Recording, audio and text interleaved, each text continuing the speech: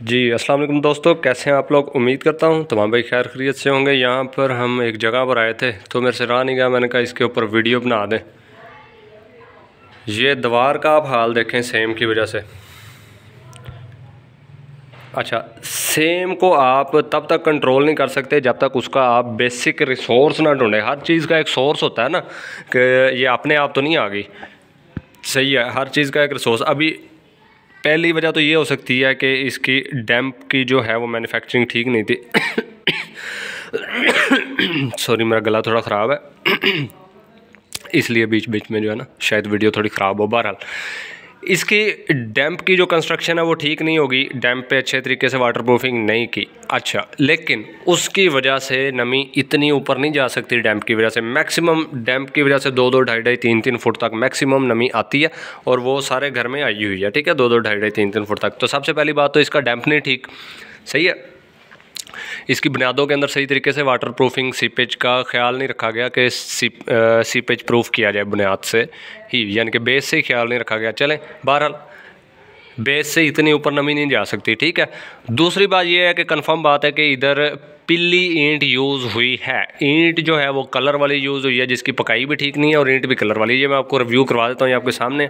इसके ऊपर उंगली फेरते हैं तो ईंट भुर के नीचे गिरती है। ठीक है जी, ये देखें, ईंट के ऊपर मैंने अभी उंगली फेरी है और ईंट के छोटे छोटे पीसेस होकर नीचे गिरे हैं। मतलब ये ईंट पिल्ली है, इसकी पकाई ठीक नहीं है। ठीक है जी, जिसकी वजह से ये नमी को ज़्यादा ऑब्ज़र्व करती है।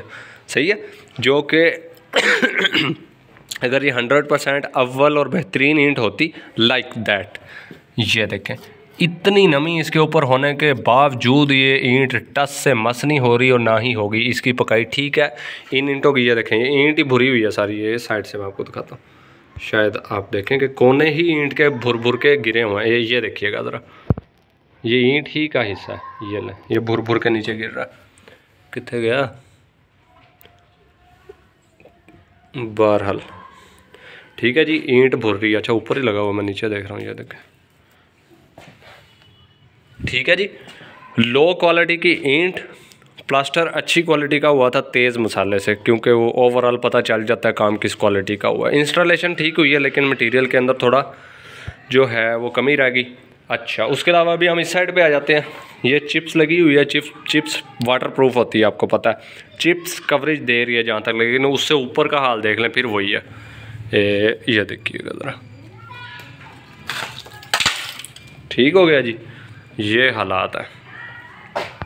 हालांकि मोस्टली जो है वो गारे की चुनाई में ये इशू आता है। मट्टी की चुनाई जो लगी हो गारे की, उसके अंदर ये इशू आता है। सीमेंट की चुनाई में बिल्कुल ये इशू नहीं आता। अब इसका मैं आपको रिसोर्स बताता हूँ। ये देखें जनाब, पाइप यहाँ पे पहले वॉश बेसन लगा हुआ था किसी दौर के अंदर। ये नट आपको बता रहे हैं। ये ऊपर सम एसेसरीज़ की जो है वो लगे हुए हैं, सामान टूटा हुआ। ठीक है, ये एसेसरीज़ के पीस हैं जिसके अंदर साबुन रखते हैं, टोकरी वगैरह समथिंग। यहाँ पे किसी दौर में जो है वो वॉश बेसन लगा हुआ था। ठीक है, ये उसका कनेक्शन है। छोटी सी लगर्जी है, छोटी सी लगर्जी है। इस पाइप का जोड़ वहाँ से लीक है। ठीक है, पानी कहाँ जा रहा है? पानी सारा दीवार में जा रहा है, और सिर्फ दीवार में नहीं जा रहा, ये पानी बुनियाद में भी जा रहा होगा, जो आपकी बिल्डिंग के बेड़ा गर्क कर सकता है।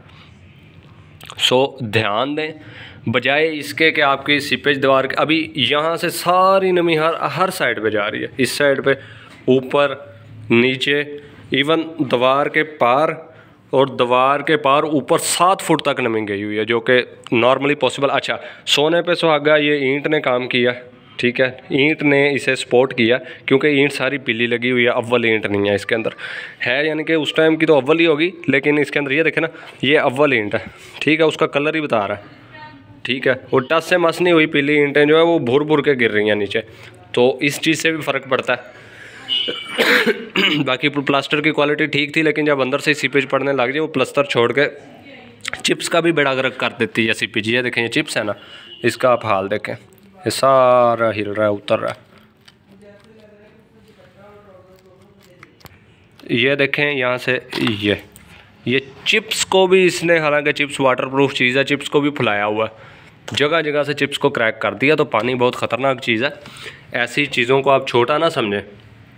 ये ऊपर तो चलो नमी आ ही आ रही है, चलो इसे छोड़ दें, लेकिन यही नमी जब पानी बुनियाद में जाएगा ना तो ये आपके मकान को नुकसान खुदा ना खास्ता पहुंचा सकता है।